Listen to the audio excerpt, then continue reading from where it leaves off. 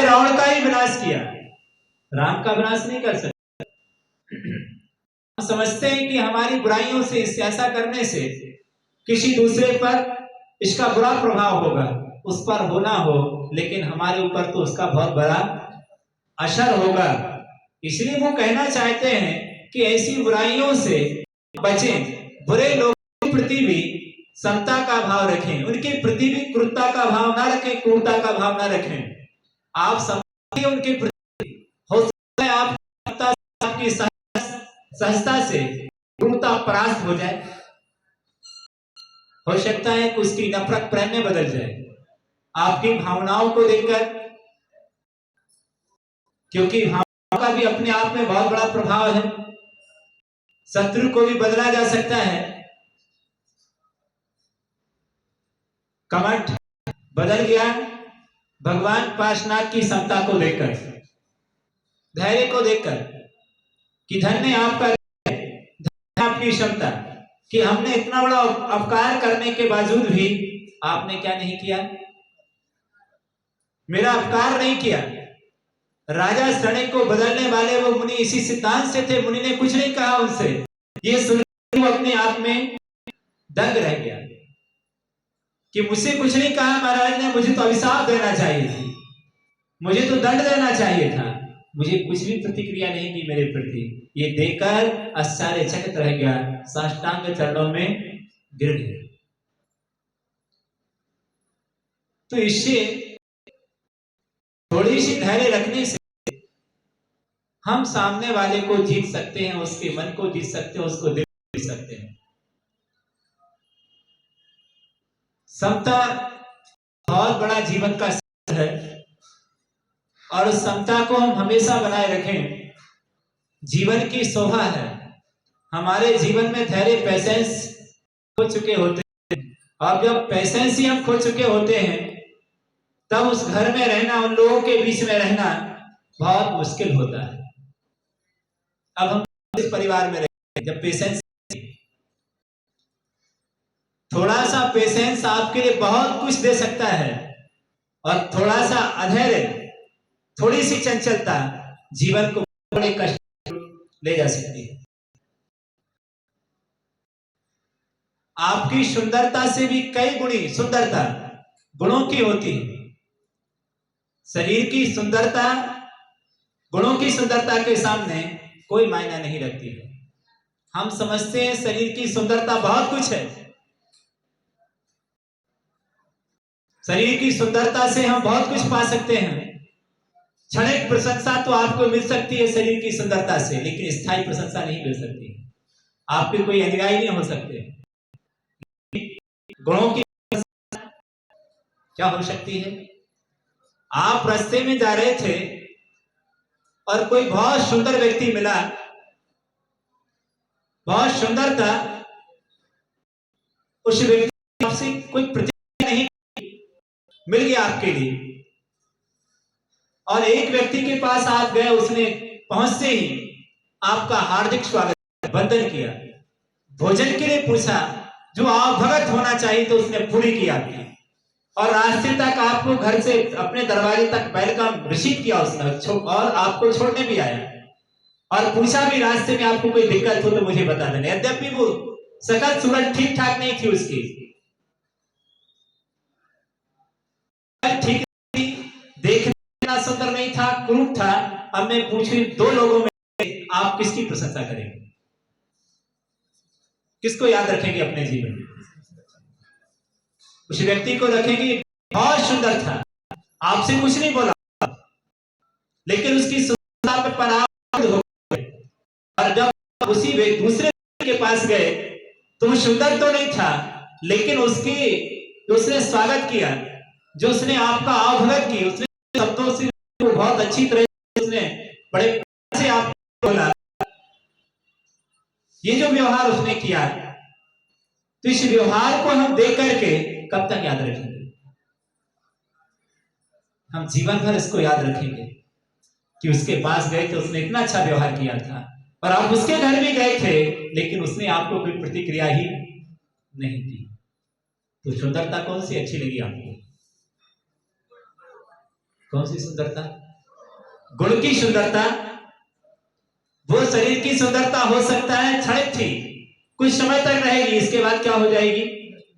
नष्ट हो जाएगी। लेकिन गुणों की सुंदरता स्थायी है, पूरे जीवन भर। चर्म की सुंदरता क्षणिक होती है, फीवर आ जाए, बुखार आ जाए, बीमारी हो जाए, सब क्या होगी? समाप्त हो जाएगी। कोई रोग हो जाए, पर गुणों की जो सुंदरता है अक्षुण्ण कही जाती है, क्योंकि ये बहुत बड़ी चीज है। ये सुंदरता कहीं बाजारों में नहीं मिलती है, ये कोई क्रीम पाउडर नहीं पोत करके बन जाएगी। वो शरीर की सुंदरता भी क्या की जा सकती है? क्या काले भी क्या हो सकते हैं? काले भी कुछ देर के लिए अच्छे हो सकते हैं, लेकिन गुणों की सुंदरता बहुत दुर्लभ है। इसको बनाना, शरीर की सुंदरता नष्ट हो सकती है, पर गुणों की सुंदरता शरीर की सुंदरता की पूर्ति कर देती है। नाभि को सुंदर हो शरीर से, फिर भी उस सुंदरता की पूर्ति गुणों की सुंदरता कर देती है, लेकिन शरीर की सुंदरता गुणों की सुंदरता की पूर्ति नहीं कर पाती, अधर में ही लटकी रहती है। क्योंकि क्या नहीं है? गुण नहीं है। फूल कितना भी सुंदर क्यों ना हो, लेकिन गंध ना नहीं होती है, कौन जाता है?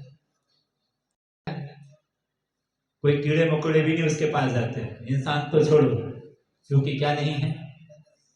क्योंकि उसमें गंध ही नहीं है, कौन जाएगा? भले सुंदर दिख रहा है, लेकिन उसमें गंध नहीं है। गुण ग्रहण का भाव रहे। गुण एक ऐसी चीज है जो हमारे लिए हम अपनी ओर आकर्षित करता है। तो गुण नहीं होगा तो क्या होगा? कितना भी सुंदर फूल हो, पर लोग उसे अपनाएंगे। सुंदरता के लिए कि हम गुणों से बहुत अच्छे बने, बहुत सुंदर बने, बहुत बेहतर बने, कि जो हमारे लिए विकास में बहुत बड़ा काम आएगी। गुणों की सुंदरता ही हमारे लिए भगवान बना। की सुंदरता पर जितनी दृष्टिपात करते हैं, इतना कभी गुणों की ओर इतना पुरुषार्थ नहीं करते कि हम कुछ क्या हो जाए, अच्छे भी बन जाए। पर शरीर को बनाने के लिए दिन रात मेहनत करते हैं कि हम अच्छे बन जाए, अच्छे बन जाए, अच्छे बन जाए, अच्छे कभी बन नहीं पाते हैं, जीवन भर बुरे ही बने रहते। पर ऐसी हम शरीर गुणों के प्रति कर तो भगवान बन जाओगे। सारी दुनिया तुम्हें याद करेगी कि तुमने कितने अच्छे को प्राप्त किया, तुम्हारे गुण कितने थे, कितने अच्छे आपने प्रचार प्रसार किया। गुणों की ही आराधना होती है, हीन की कभी आराधना नहीं होती। तो ये चीज के अंदर आ जाए कि सबको हम सबके साथ एडजस्ट हो सके, हम उनके साथ हो सके और वो हमारे साथ एडजस्ट हो सके, पेशेंस आ जाए हर चीज को सहने का, तो जीवन बहुत बेहतर बन सकता है। और ये धैर्य सबके अंदर है। हमने इस गुण को प्रकट ही नहीं किया अपने अंदर।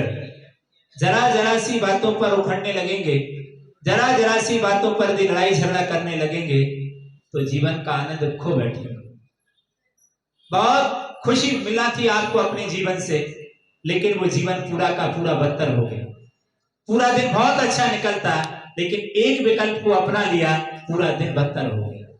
जरा सा एक विकल्प आ गया और जरा से एक विकल्प ने कर दिया, और इतना खतरनाक वो जरा सा विकल्प था कि खीर भी खिलाई गई तब भी वो क्या हो गई?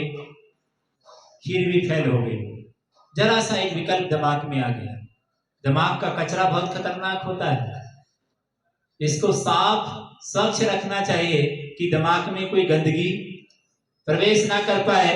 शरीर में लग जाए कोई दिक्कत नहीं है, शरीर की गंदगी इतनी खतरनाक नहीं है जितनी दिमाग की गंदगी खतरनाक है। इसको डस्टबिन कभी नहीं बनाना, इसको दिमाग को घर का कचरा बाहर निकाल देते हो, ऐसी दिमाग का कचरा हमेशा बाहर निकालो। गंदगी घर ले जाते हम क्या? नहीं ले जाते, बाहर फेंक देते। घर में गंदा बनाना क्या, घर को क्या? जैसे वो सिद्धांत आप रखते हो घर गंदा हो जाता है, गंदगी घर ले जाएंगे, तो जब दिमाग में गंदगी ले जाओगे तो दिमाग गंदा नहीं होगा क्या? साफ रहेगा दिमाग क्या? घर को गंदा करने वाला कौन? हम घर को गंदा करते हैं और हम ही घर को क्या करते हैं? साफ करते हैं। दिमाग को गंदा कौन करता है? बाजी वाला नहीं करता, ध्यान रखिएगा। कौन करता है? हम खुद ही गंदा करते हैं। जो गंदा कर सकता है वो उस मन को साफ भी कर सकता है।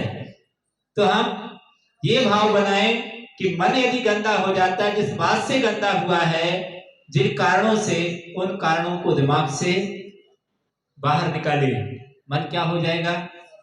साफ हो जाएगा। ऐसी बातों को, ऐसे विचारों को मत सुनो जो दिन का चैन और रात की नींद उड़ाते हैं। ऐसे विचारों को सुनोगे, नेगेटिविटी सब दुनिया के सारे झंझट लेके जाओगे दिमाग में, और फिर सोने के लिए चले जाओगे। नींद आएगी क्या? सोने के लिए क्या चाहिए?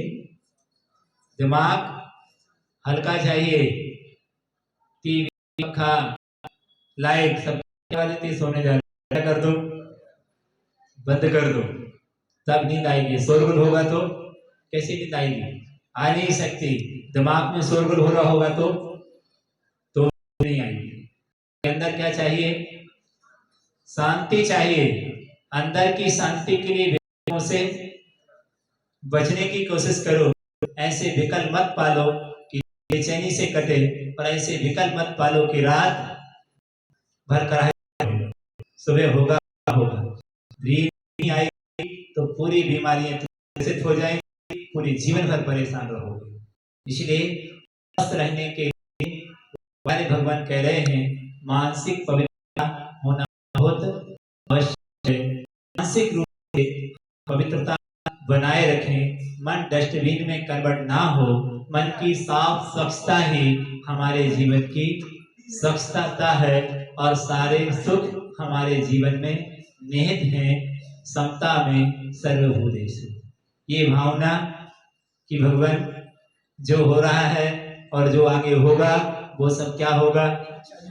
अच्छा ही होगा।